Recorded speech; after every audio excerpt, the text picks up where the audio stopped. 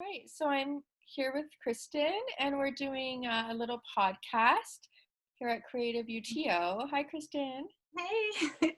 Uh, so, Kristen, do you want to tell us a little bit about yourself?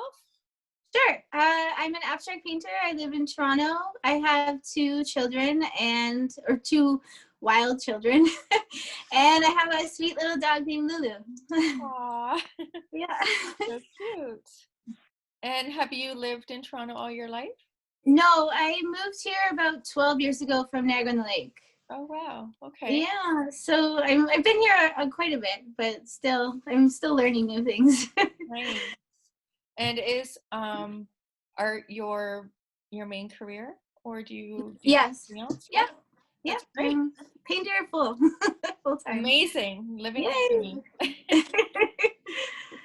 Cool. And why did you get started painting?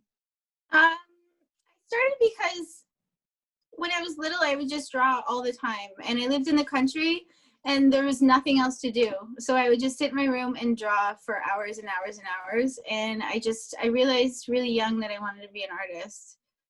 Right. And what Makes me kind of happy. things did you draw when you were little? I just drew nature and people and everything I could get my hands on. And also experimenting with different materials, and just you have to figure out what your process is, and I was just doing anything I could. And what is your main material that you like to use? What kind I usually use canvas and inks and glitter as well. Right. Yeah, so I have like the soft tones of the inks that I use canvas that isn't gessoed, so it really soaks in and it has like a soft effect. And then there's some glitter that's on the outside of the canvas as well. Is the glitter on after you do the ink, or Yes. Yeah. after you do the ink? Yeah. Nice. When it's still wet, so it sticks? Is that how? No, I usually use a glue so I can have it in a specific spot. Okay. But their glitter goes everywhere. So I'm I sure. have it in my hair, on my shirt, on my shoes, it's all over my house. So. Oh my gosh, the girls must love it. They have glitter on them all the time. Glitter never dies. Nice. So I was just wondering, do you think you could describe your creative process a little bit? Sure. So I try to, if I'm walking around, I see the colors in real life, or I see a texture of something in nature, and then I try to capture that within the materials. And then I go to the art store and I try to mimic the colors that I've seen in real life. And then my process is really organic. I usually dye the canvas, and I don't really have a specific process where a technique where I pull it out and then whatever it looks like, and then I work on that. So the dye just is organic where it goes on the canvas, and then I work with that material. Nice. So you stretch your own canvas? You're right. Yeah. Which is really hard when you're doing a big piece. It's very hard. Yeah, and my hands get really sore. So. And what is your biggest piece you've ever made? The biggest piece is 60 by 65, but I'd like to go way bigger. But It's just, I would need a ladder and maybe someone to help me, because it's heavy, and especially because it's wet with ink, so it's even heavier, and holding it by myself is pretty. Ooh. So when you use the ink, is it flat down on a surface, or No, I usually get a big vat of ink. Oh. And I mix it with water, and then I put the canvas in, and then I pull it out, and I get to see like what it looks like at the end, and then I stretch it, and then I work with it and add more ink to it. Yeah, so it's really messy. How did you learn this process? At OCAD, I had this amazing teacher, Nicole Collins, and she gave us this assignment, and it was one of we used to have to make paintings every 2 weeks, and she just gave me some bare minimum requirements, and it just came together. And once I made that piece, I really loved it, and I decided I wanted to keep going with that technique. Wow. Are you working on any right now? Well, I've since COVID, I took a little break from making work, and it felt weird to make art during such a high anxiety time, where I was like, what's the point? What am I doing? I should become a nurse or something. And but now I've kind of digested what's happening, and I want to make art again. And I'm starting to think of some new ideas and maybe a group show in the future. Right. So yeah, I miss it. So I want to get back. COVID just was a weird whirlwind in springtime. I agree. Yeah. Do you feel like the anxiety around COVID has decreased over time? A little bit, because we have more information now, and we're kind of like, okay, wash your hands, wear masks, like be careful. But in the first part of the spring, it was scary, like what is happening, where is everyone? Like, and now we've kind of gotten into a flow, Yeah, of everything. yeah, I agree. And if you think about it, sometimes it's hard for creative people to create when they're worried about their own personal safety. Of course, Yeah, of course. because that's And on also the forefront of your mind. feeding off of other artists and going to openings, Yeah, and just being in an artistic community would help you get going and inspired. yeah, And now it's like you're kind of just alone with your thoughts, which is hard. yeah, yeah. I'm just gonna take a sip. It was a little dry. Okay. All right. So, who is your art for, and why is it important, do you think? I think it's for everyone, and my art is mostly as I want it to be a reprieve from daily life and a kind of an escapist. So you could look at it and just get lost in it and just feel something beautiful that I'm trying to translate as an escape from everyday life. That's great. Thank you. Thank you. Thank you. Do you listen to any music or anything when you create art?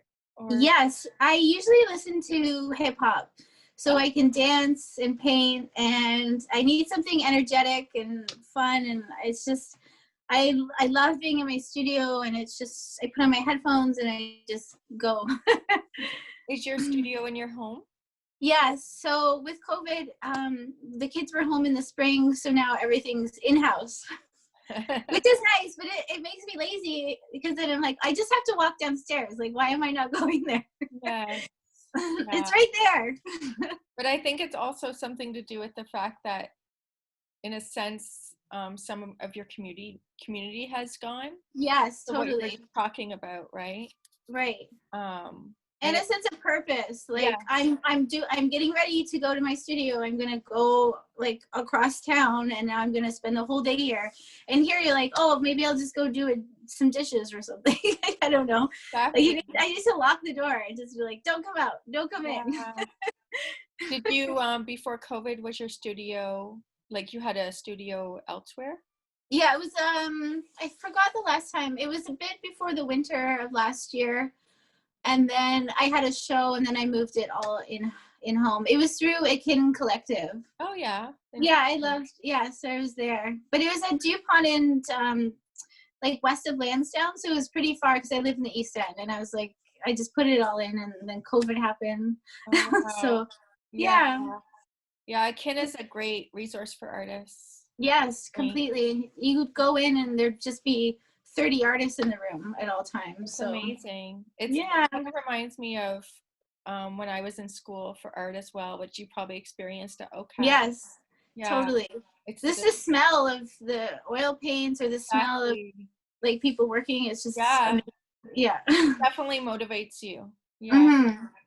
Mhm. Just getting back to when you actually make your own stuff in your home with the Mhm. music, do you feel like the music creates some sort of movement in your piece? Like, do you think? Yes, totally. An Yeah. energetic spirit, like a dynamic movement of the colors, Yeah. and it just makes you feel happy, like painting and dancing and listening. It's just That's me. great. It's just me. Yeah, how I want to feel. Cool. Oh, and talking about the colors, so Mhm. do you purposely mix the colors together, or do they kind of mix as it's happening? I usually, when I take it out of the ink vat and I stretch it, I really look at it and I get a sense of where I should go from there. Mhm. And also some colors that have inspired me from walking around in the city. Like I try to incorporate all of those things within my paintings. Okay. Could you just describe the ink vat a little bit for people who Yeah, aren't it's just familiar? a big bucket of water and ink, and then I take the canvas and it's kind of like origami. I fold it in different ways and Oh. then put it in and then take it out. So it's the Oh. process is really unknown. Like I'll never know. There's no technique where it will be the same every single time. Like I never write down the amount of water I put in the water, the amount of ink, and I like that organic response that I have to the painting. Like you can't recreate the pieces ever again. Wow, Like that's they're one very of them. cool. Yeah, thank you, thank So you, that's very, they are very original. thank you, thank you. Yeah, nice. I know everything's data driven, so it's nice to have something that is one of a kind specifically. Yeah, definitely. Definitely. What do you think the hardest part about being an artist is? I think exposure, because for me, I just want to be in my studio making art, and then I have all these paintings, and I don't know what to do with them. So especially now, it's like, okay, I'm over here, like I have a lot of work, and I just think getting it out into the public sphere has been the hardest part for me. Right. Yeah. Yeah, definitely. I Um, so also, why do you think art and creativity are important for the community? think that it's a voice that reflects the community, and I think it is emotional. It's there can be beauty, there can be pain, and if we don't have that, we just are basically living in a city that's glass and steel. Like Yes. I think we need a representation of emotion and discourse, and I don't know. I couldn't imagine living in a world without it. So. Yeah, definitely. And so that kind of leads us into our next question. What do you think are some steps artists can take to cope with isolation, especially during COVID right now?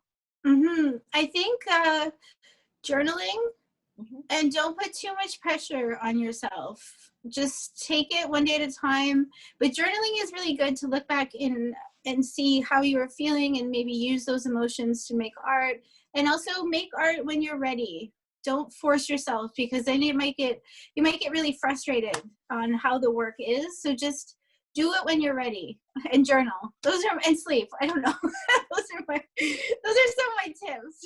That's some amazing advice, Kristen. Thank you. Thank Thank you. you. Thank you very much for your time today. Oh, thank you.